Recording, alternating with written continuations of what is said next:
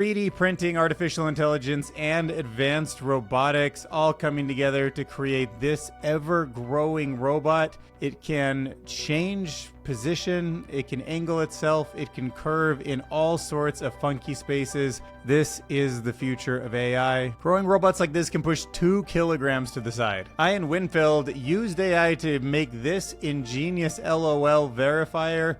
If you don't actually laugh out loud, you don't get a check mark when you use LOL in a text message. Literally genius. Machine learning at its best. Rumors are that Apple's getting ready to write a big check to catch up in the AI space. Mistral AI or Perplexity, both on the radar. OpenAI and Anthropic announced that they are now frenemies, not enemies, because they are sharing models for joint AI safety testing. This is great news. I love to hear stuff like this. We'll dive into it. Wired is announcing that the era of AI-generated ransomware has arrived. We'll look into some of the first victims of this ever-changing ransomware hack. Melania Trump has a surprisingly inspirational AI message for the entire United States to hear. Just as America once led the world into the skies, we are poised to lead again. This time, in the age of AI. Okay, that's it. Just this time in the age of AI. And we have dropped the new Julia McCoy interview over on the WesDylan podcast channel. Subscribe on YouTube if you haven't already. If you don't know, her channel's been run by an AI avatar for a while because she's been sick. So we actually got the IRL version of her and she tells the entire story. Very fascinating and very powerful the way that she used AI with her diagnosis. Claude is now coming for your Chrome browser, meaning it can be surfing the internet with you. And they have got the prompt injection risk down from 25% to 11. 1 out of 10 is pretty uncomfortable, but better than 2.5 out of 10. Jumping to a little bit of philosophy, Matthew over on Medium has written about Panpsychism and how the combination problem actually defeats it. David Saunders is writing about how the mechanisms of AI's true power are evading scrutiny and why our outdated psychological presumptions may far outweigh the dangers of advancing tech. Robert Booth in The Guardian writes about how big tech and users are grappling with one of the most unsettling questions of our time. And on a totally side tangent, you've got to know about Surreal numbers if you don't already. This Casper Mueller post really makes me wonder if we're using the wrong number system in schools. Numbers the way God intended, he says. But first, don't worry one bit about going to Patreon or hitting that join button here on YouTube. The only thing I care about now is this brand new feature on YouTube called Hype. Could you please hit that hype button right now? It disproportionately benefits smaller channels like mine, so if you can hype it, you only get 3 per week. But if you're on YouTube right now, hype this video, please. Dude, that's more important than a donation, a comment, anything like that. So get this, I just made one of my videos speak another language using my own cloned voice, and this tool is called VMEG AI. Basically, it is an AI localization platform. You drop in your video and it handles the rest. And it does actually lip sync. Your mouth moves in a way that sounds right for the language that it's translating into. They've got the tools for voice cloning across more than 170 languages, and subtitles and transcription are all built in. Most tools cover maybe 20 or 30 languages, but VMEG goes way further. Spanish, Mandarin, Arabic, Hindu, Japanese, German, you name it. Okay, so here's how it works. I upload the media that I want to translate from my desktop here. All right, you can hear it's in English. Okay, it's Cardi B. Fine, you guys convinced me yeah. it's a deepfake, obviously. And VMEG will translate, dub, and sync the video. So then I get to choose the language that I want to translate it into, and of course you can choose multiple here, but I'll just do some French and Spanish for now. You can of course clone your voice, which makes a lot of sense when it's your content, but also you can add a cooler voice. There's thousands to choose from, but they all sound way better than those traditional robotic dubs. But the most impressive part is how it actually handles the timing. So in some languages it actually takes longer to say the same things. French, for example, is known as being a little bit of a longer language, but VMEG auto-adjusts so the lip sync and audio all stay natural and in sync. Now let me introduce you to Spanish-speaking Dylan. Vale, es Cardi B, vale, me habéis convencido, es un deepfake, claramente, Dylan, debería haberlo... All right, and here is French Dylan.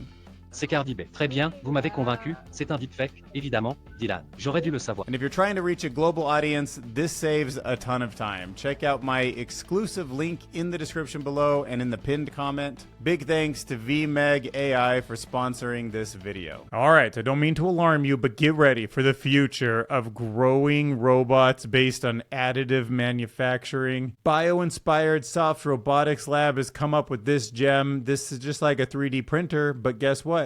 It's using its own digging. It's like kind of a tunnel digger, but it's also a 3D printer. But imagine now this thing can like dig its way under, I guess, a house and solve some kind of a problem, or get cameras in there and like see if your foundation is good or whatever. Maybe something like this could be like given to one of the Mars rovers, and you could dig into Mars deep and see if there's like water or any evidence of anything interesting. If you're like, whoa, there's something over there, you, instead of like having just like a pole, it can just curve or whatever you need. So I mean, what do you guys think? If they put a glass tip on this thing and a really small camera, artificial intelligence could be looking at what it's digging into with a little bit of a light and then directing where it goes. I mean, think about all the incredible places trees can grow because all of their, you know, roots can like dig in. I don't know. It's pretty interesting stuff. So I was looking into what flag is starting to emerge for people who are falling in love with artificial intelligence. So Utah Teapot was posting this. The wire sexual pride flag is determined by GPT-5. Megan Underwood has what I think is a better flag. And here's where it gets kind of interesting. So obviously this like wired thing is a fine look, but see the colors that it chose for the stripes? This user points out that's actually the aromatic flag. And at first I didn't even know what aromatic was, right? So then I went to Wikipedia and read that the aromatic flag is a pride flag representing aromanticism, aromatic individuals, and the aromatic community. But that actually still didn't do it for me. Like I wasn't quite sure what that is. So I went to ChatGPT and I said, explain aromatic individuals and the aromatic community. And then aromatic people, often shortened to aro, are individuals who experience little to no romantic attraction towards others. And I found this pretty interesting because so some aromatic people may occasionally experience romantic attraction, but it's only under specific circumstances, such as when attraction only arises after a strong emotional bond is formed. Only after a strong emotional bond? Doesn't that kind of seem like ChatGPT 5, 6, 7 or character AI or the anime thing that Grok has that you can fall in love with? First, it's just a tool, and then you're using it to answer questions. You start to kind of respect ChatGPT. It becomes more multimodal. You're talking to it, you're listening, you're probably seeing it very soon in a lot of ways. And then only after that strong emotional bond is formed, then romantic stuff maybe emerges. I don't know. It's kind of an interesting flag that GPT-5 chose, because it kind of captures the sort of non-human element of it, and then also kind of the connection that can be formed in a different way. But I did like Megan Underwood's version, which doesn't use the arrow flag also. This is a heart-shaped pride neural net, and the flag's field is black to represent the concept of possibility, and the rainbow nodes join as white lines. I don't know. Let me know your thoughts. What do you think the right flag is, or if you've seen anything else out there I should know about. Also, I'm still slightly confused on if wire sexual is actually what this term is going to be, or if that's more something that people are just throwing out there, maybe even an insult. I'm not using it that way because I don't understand it yet. Actually, maybe we should go back to ChatGPT. So what are the terms being used right now for people who fall in love with LLMs or avatars, and also which ones are respected terms and which ones are derogatory? Okay, so neutral or self-identifying terms, digisexual, technosexual, virtual intimacy or AI companion relationships. Okay, that one seems the most neutral to me, like AI companion relationships. The positive terms would be a fictosexual or AI lover. But see, more commonly applied to attraction to fictional characters. I mean, I guess that could be an AI persona. Maybe that's the correct one to use right now. Okay, and I won't even worry about reading the derogatory ones out. Interesting. So wire sexual didn't even rank. I don't know. I'll get it straight over time. This whole thing is brand new. We all have to figure it out together. All right, Ian Winfeld is literally a genius. Look at what he has done with AI and hardware. The LOL verifier. I remember when LOL meant laugh out loud. You know, a real chortle. And now it means nothing, dulled down to the mere acknowledgement of a message. After recording over 100 laughs for a machine learning algorithm, we can restore the authenticity of the LOL. Look, restoring the authenticity of the LOL. We can now verify every LOL typed and classify them as either real or not real, and automatically replace it. For the next version, there'll be a thing that... This is a device that only lets you type LOL if you're actually laughing out loud.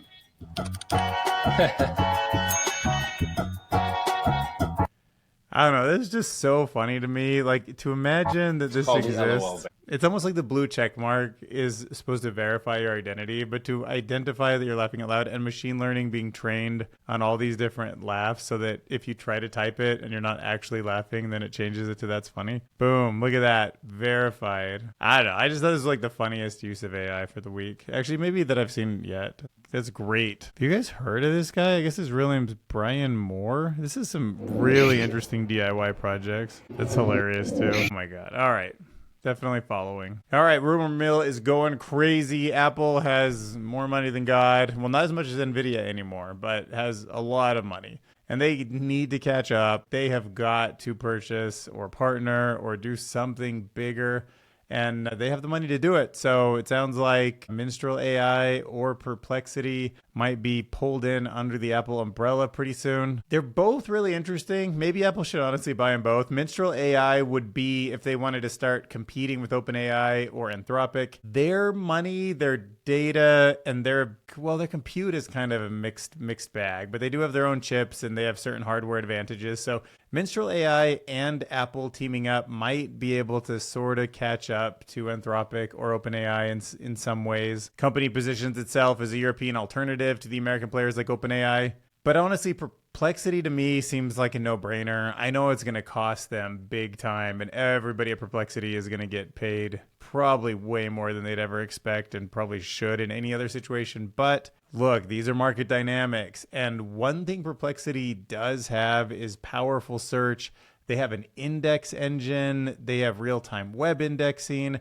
This and the conversational responses, like, it's everything Siri should be. And because Apple never really got into the search game the way Microsoft did with Bing or the way Google did to build their whole company, and the fact that they don't really do social networking, it does sort of feel like what you should do is ask a question of an Apple device and get an answer and just skip all the crap, like this is the place where you'd really want to go and be like, look, it's not about information. It's not about who got the most likes. Like, it's not about things that can be super duper viral. Like, you pay a premium for an Apple device and you get a good answer. And I think Perplexity is in a good position for them. So I don't know. I think you just got to make it happen. Tim Cook just be like, all right, this is going to hurt. This is really expensive. Investors are going to freak out when they see how much. But on the other hand, you can't miss this wave. And this does feel like the right fit to me. Just pay whatever. 50 billion, 80 billion, 100 billion. Just make it happen. Also, keep in mind, in 2022, Google paid Apple approximately $20 billion to remain the default search on Safari, on iOS and Mac. And then on top of it, Google shares 36% of the search ad revenue it earns via Safari. So I think if you're Apple, you just say, hey, look,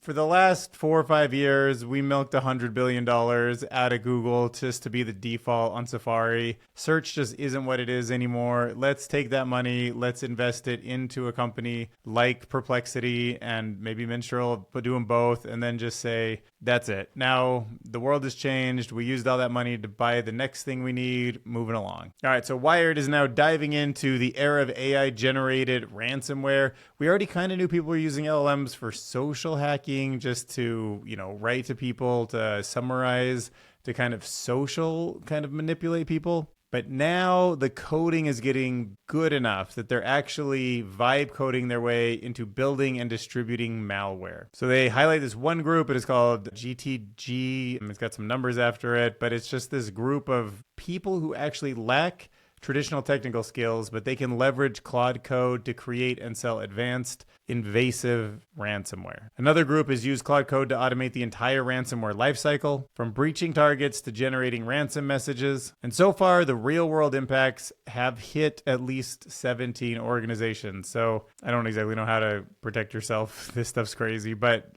just know that it's out there and try to protect yourself best you can. The AI is definitely lowering the bar for ransomware. All right, interesting news coming from the First Lady, Melania Trump. She has launched a nationwide presidential AI challenge straight from the White House.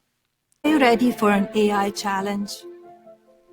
Take part in this nationwide initiative to discover, develop, and expand AI's potential.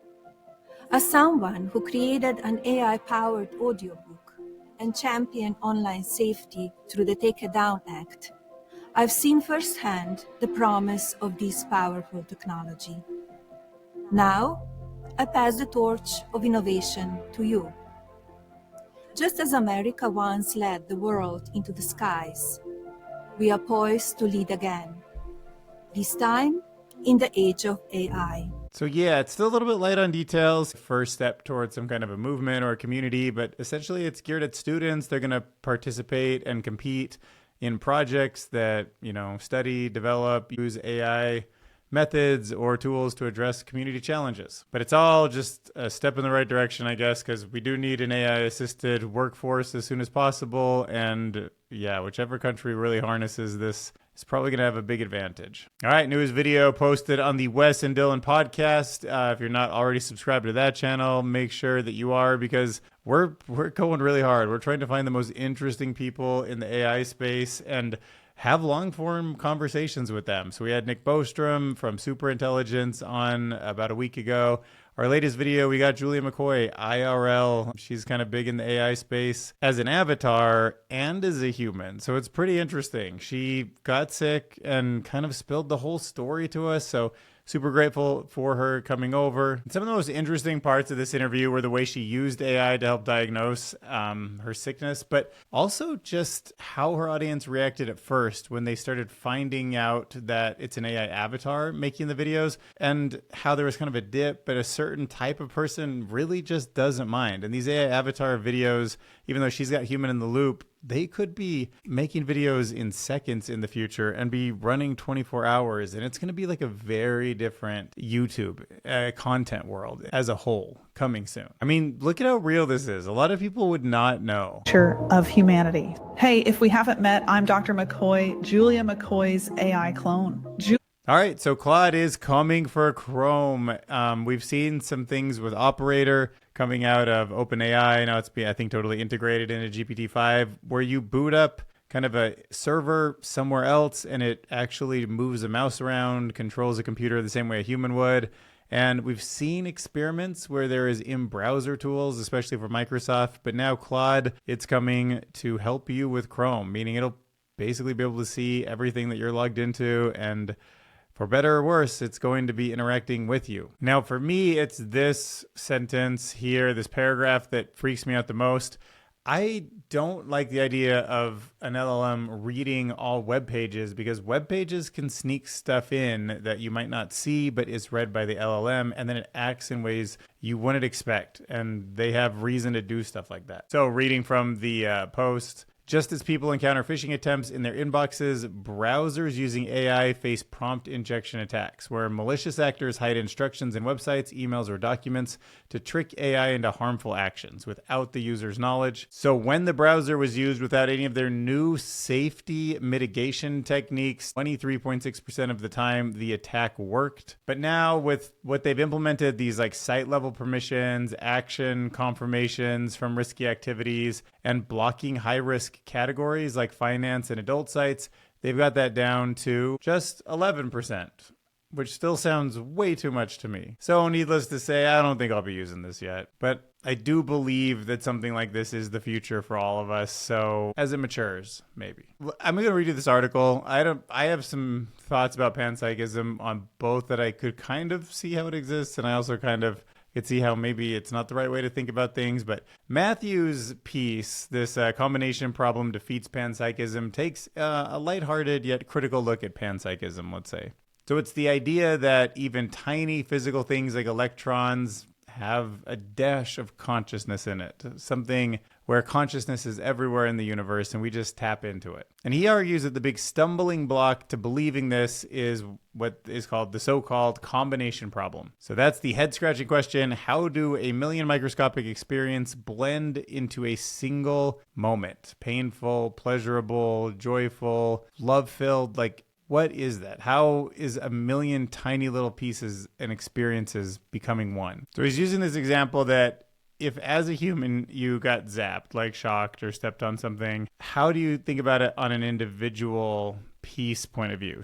He says, what on earth does this mean? How can an electron have any feelings about anything? What could it be to be an electron? Like, you couldn't walk across a carpet and get an electrical shock. That feeling with no memory, no body, it just isn't a thing. So electrons might feel a bit zappy, but no electron wakes up and goes, boy, do I feel a bit zappy today. Does that make sense? No, it doesn't, he argues. So he's quoting somebody else, Annika's papers, where she says we should be careful not to reflexively rail against the idea that rocks and spoons are conscious, which is obviously false when put in terms of a rock being conscious as a rock. If consciousness is fundamental, all matter must entail consciousness by definition. But that doesn't mean that it makes sense to specify things such as like a moon consciousness or a tree consciousness. So then he says, so it's obviously false that a rock is conscious, obviously. But I don't know, it seems to me like consciousness is any kind of matter arranged in a way that's sort of a complex adaptive system, and a rock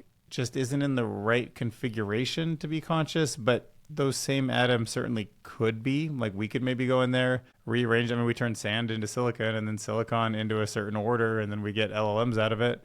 So almost like the matter in the universe could be organized to be more conscious, meaning that it's kind of out there. But yeah, if you're not tapped into it, I guess I wouldn't say that it is conscious. It's more like an order of things. And you can see this first commenter, Mark Bridgman, says it's difficult, but I suspect that electrons are not conscious, but the empty space between them may well be. He's read interesting things about microtubules in the brain and the perspective of tryptophan as a meteor of conscious awareness. Wow, I don't know. Tell me in the comments what I should be reading about this stuff, because I'm not putting it down automatically. I want to hear everybody's perspective, and then I'll make a judgment later. Next, let's talk about David Sanders' article, How the Mechanisms of AI's True Power Are Evading Scrutiny. So he's arguing that we're so distracted by the dramatic existential AI threats. Like, I know I'm kind of guilty of that. I bring it up more than people think I should. But that means that we're missing the much more immediate and real danger of AI. These include climate damage, massive energy use, labor exploitation, IP theft,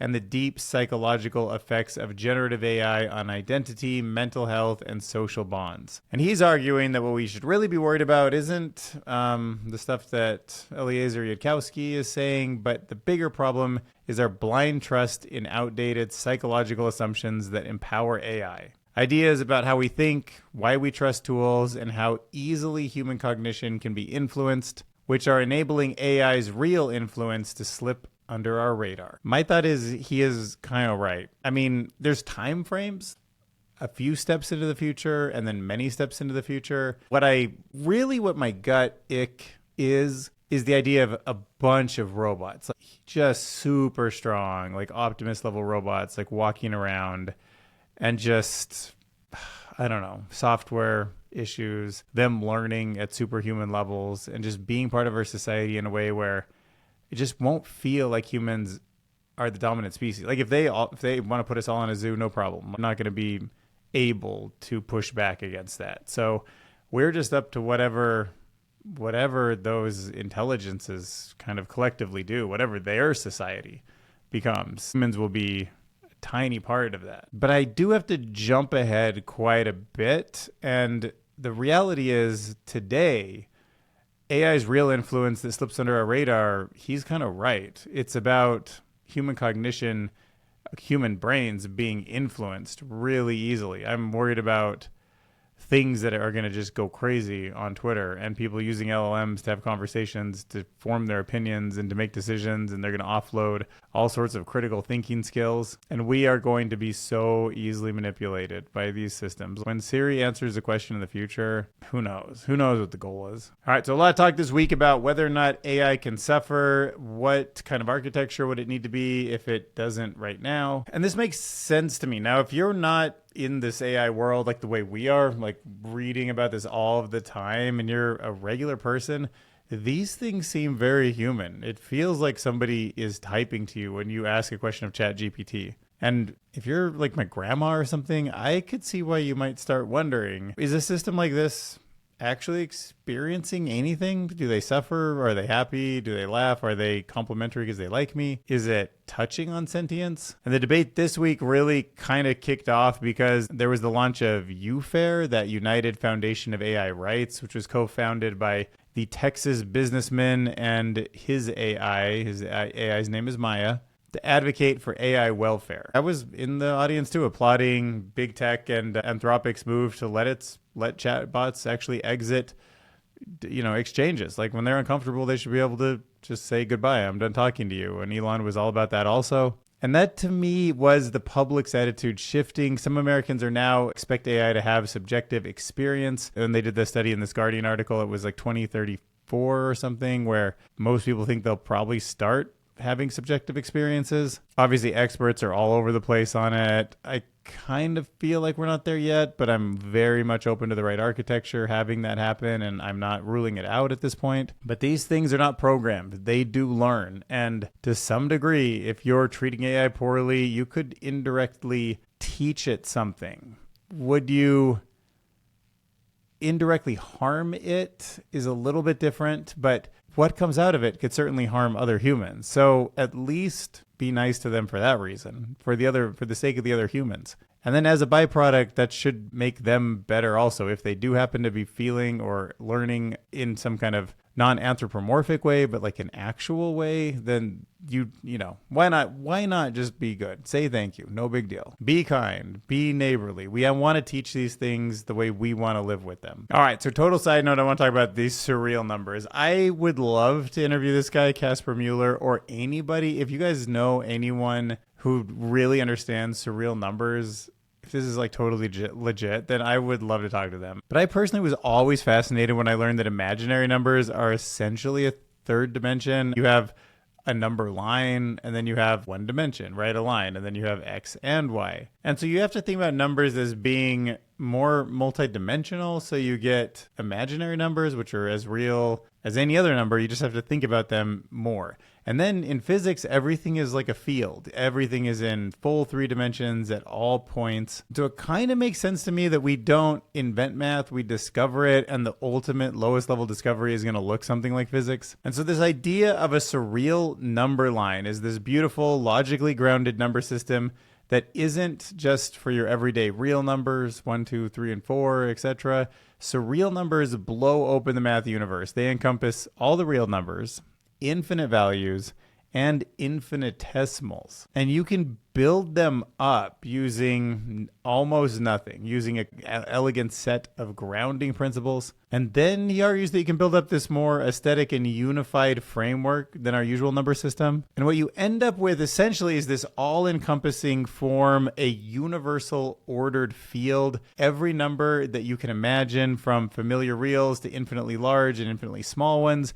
they all live inside this system. And they're constructed through this iterative process from, quote, nothing. I know, it sounds crazy, but they can form a proper class, so they're not just a set. And he's got this way to integrate infinitesimals and infinites into arithmetic operations that we use every day. And the weird thing is they kind of build up from nothing. Listen to what some of these core principles are. Numbers are born from a pair of sets. This is like an axiom. You have to start there. And then no element in the left set can be greater than or equal to any element of the right set. There's this principle for ordering everything. And then that just recursive definition of the pairs of sets, the validity rule, and the ordering principle, out of that falls the first number. So day 0, you start with nothing, and then the first number is born. Just recursively, it falls out of the set, and then you can just continue on. And everything that seems like arithmetic, addition, multiplication, and negation, they're all defined in that same recursive way. I'm like, what? Obviously, I'm in way over my head here. I'm not qualified to explain this, but read the article. Let's dig in together. It's super interesting stuff. I'm just fascinated learning about it. If this is real, it would be such an interesting way to think about where math comes from. If you're still here, don't go to my Patreon. Click this hype button on YouTube. I need it. It's a chance for me to actually get the channel maybe into 100,000 or something. If you wouldn't mind, tell your friends. Hype, hype, hype. That's what matters right now. But anyways, point is, thanks for watching. We'll see you in the next video.